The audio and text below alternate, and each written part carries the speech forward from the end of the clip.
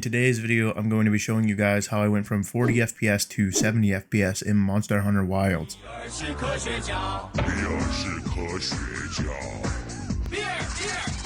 倒数7秒，计时开始。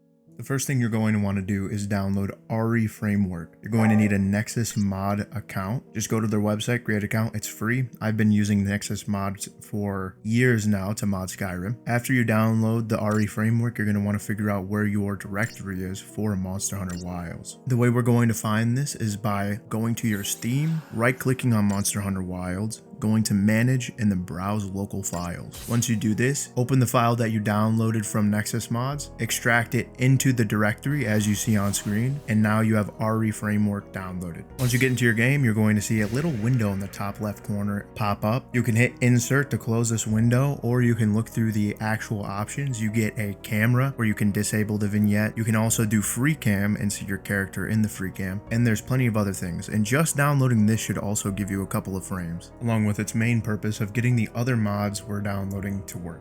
The second thing we're going to be downloading is the Direct Storage 1.2.3. This is going to fix the stutters whenever you're turning your camera. For some reason in the original game, every time you turn your camera, you might not have this problem, but constant loading of textures makes your game stutter a lot. With this mod, it simply upgrades your direct storage files to the newer ones, making it easier on your game and creating less stutters for you to deal with while you're turning, giving you a smoother experience. What you're going to want to simply do is go into your directory after downloading this mod, extracting the two files into your Monster Hunter directory, and overwriting the dstorage DLLs. If you would like to, you can take the dstorage DLL and dstoragecore.dll and put these in a backup folder. I would recommend doing that because it's just practicing safe procedures, but it's not a necessity in my opinion. The third thing we're going to do is actually upgrade your DLSS from DLSS 3 to DLSS 4. NVIDIA released the new DLSS 4, and basically what this does is it raises the image quality while giving you better performance. So all the jokes we made about the downloading the dedicated RAM, turns out we were all wrong, and yes, we are downloading more performance right now. So how we're going to do that is DLSS swapper. Pretty easy. You're going to want to go to this GitHub repository and download it. Click this .exe right here under assets, and clicking this .exe will download it for you. Now that you've downloaded the installer.exe, open that up and install the DLSS swapper. For some reason, every time you install DLSS swapper, it doesn't give me a shortcut. So you're going to want to go into your program files on your C drive and just look for the DLSS swapper folder, and then go to the exe in there, right click it, send to,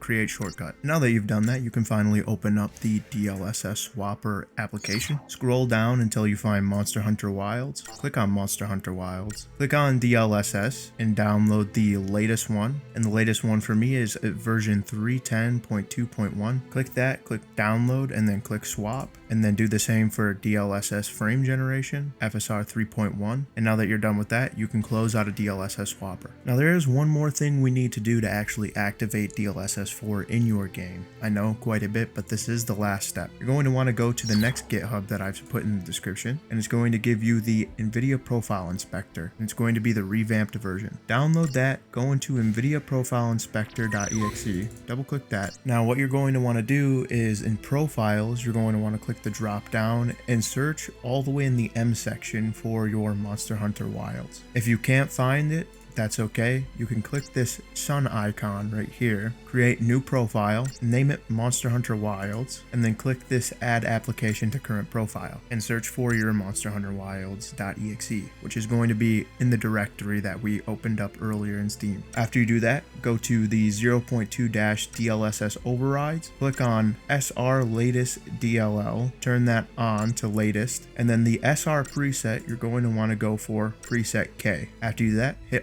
apply changes, and you can exit out of this and open up your Monster Hunter, and there you go. You should have a ton more performance in your Monster Hunter. Let me know how many frames you gained from this guide in the description. If you like this guide, I will be coming out with another application you can use if this one didn't help, or if these weren't enough. Also, a little shout out, you can click on the last link and it's going to link you to this Nexus mods config right here, and somebody whipped this together. It's for people with really low end PCs. With that being said, I'll still do Skyrim content on the channel, but I probably will introduce videos along the lines of this with Monster Hunter and just other games in general. So stick around if you're into that. If not, I hope you liked the video and have a good one.